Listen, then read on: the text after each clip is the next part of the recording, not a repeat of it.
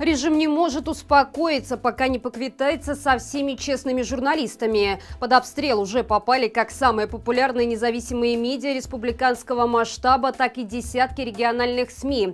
Сегодня зачистка началась в информационном агентстве «Белопан». С самого утра в квартирах сотрудников редакции проходили обыски. Журналиста Захара Щербакова после этого отправили на допрос, а у заместителя главного редактора Александра Зайцева изъяли всю технику. Главного редактора Ирину Левшину после обыска отвезли в офис «Белопан», чтобы продолжить так называемые оперативные мероприятия. Бухгалтер медиа оказалась на Окрестина по уголовному обвинению в организации беспорядков. После этого оба сайта информагентства перестали открываться как в Беларуси, так и за рубежом. Очевидно, что доступ к ним был отключен. Аналогичная ситуация происходила во время погрома в редакции «Тутбай». Напомним, что в последнем случае основанием для отключения медиа стало уголовное дело о неуплате налогов. По нему были задержаны и до сих пор находятся под стражей 15 сотрудников портала, включая главного редактора Марину Золотову и вдову основателя портала Юлию Чернявскую. Нельзя не отметить, что преступники режима явно получают удовольствие, приурочивая свои рейдерские захваты к скорбным для независимой журналистики датам. Судите сами, события на Тутбай начались на следующий день после первой годовщины смерти Юрия Зисера. Захват «Белопан» близок к 5-й годовщине смерти основателя и руководителя агентства Олеся Липая. Знаменитого журналиста и поэта не стало 23 августа 2018 года. Видимо, таким образом свита диктатора пытается сделать свои удары еще больнее, забывая о том, что эти люди, память которых чтят все свободные белорусы, научили нас не сдаваться и быть сильными. Незаконная власть расправляется не только с неугодными журналистами, но и с пенсионерами. Сегодня утром об обыске сотрудниками КГБ на своей странице в Фейсбуке сообщила лидер общественной группы «Наше поколение» Татьяна Зилко. Женщина неоднократно принимала участие в маршах мудрости, которые собирали сотни пожилых людей, требующих отставки нелегитимного и восстановления законности в стране. Ее задерживали и судили по народной статье. Вместе с десятками соратников Татьяне довелось побывать на Окрестина. Эти пожилые люди противопоставляют себя традиционному электорату диктатора, который за долгие годы удержания власти сумел превратить пенсионеров в политический ресурс. В ответ они получили нищую старость и зависимость от жалких подачек режима перед каждыми так называемыми выборами. В прошлом году тысячи пенсионеров сказали категорическое «нет» тому, кто отравил немалую часть их жизни и гробит будущее их внуков. Очевидно, что диктатор таких демаршей не прощает. О причинах обыска у Татьяны Зилко пока ничего неизвестно. Не исключено, что на женщину могут повесить уголовную статью, ведь преследование лидеров различных протестных групп – это типичная мера запугивания незаконной власти. В августе прошлого года Третье управление ГУБОПИК прославилось как современный аналог гестапо, зверски пытая и издеваясь над мирными белорусами. Но, как выяснилось, на этом список достижений красавцев не заканчивается. В своем новом расследовании участники инициативы «Байпол» совместно с киберпартизанами смогли найти подтверждение того, что эта структура также задействована в схеме незаконной переброски нелегалов через границу Беларуси. Как отмечают авторы материала, такая схема была разработана более 10 лет назад в качестве контрмер в ответ на санкции Запада.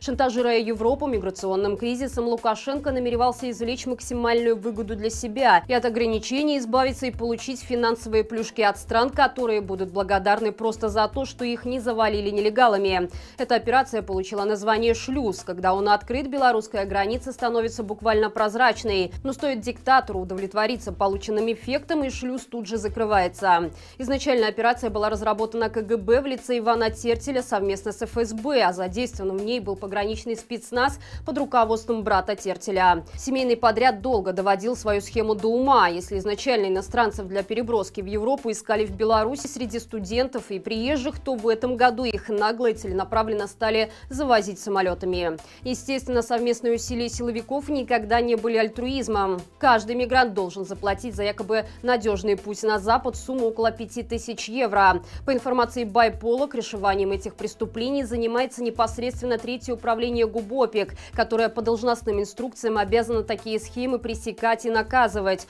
Впрочем, ничего удивительного. Белорусам уже давно нужна новая милиция, чтобы спастись от нынешней, которая служит преступной власти. Ознакомиться с расследованием вы можете по ссылке в описании к этому видео. А мы тем временем продолжаем рассказывать вам о последствиях санкций. Сегодня Абсолют Банк сообщил своим клиентам о приостановлении некоторых операций для физлиц. Теперь банк не будет выдавать и обслуживать карточки Visa и переводы Western Union. У Абсолют появились также проблемы с операциями в долларах США и евро, и то клиенты не знают, будут ли их обслуживать завтра, а сотрудники и руководство пытаются срочно найти себе другую работу. Причиной происходящего являются санкции США, под которые попал энергетический кошелек Лукашенко, бизнесмен Николай Воробей. Именно ему принадлежит холдинг «Интерсервис», который как раз и контролирует Абсолют Банк. И как бы Воробей и его жена не пытались избежать санкций путем избавления от активов компании, наказание сторонников нелегитимного все же настигло.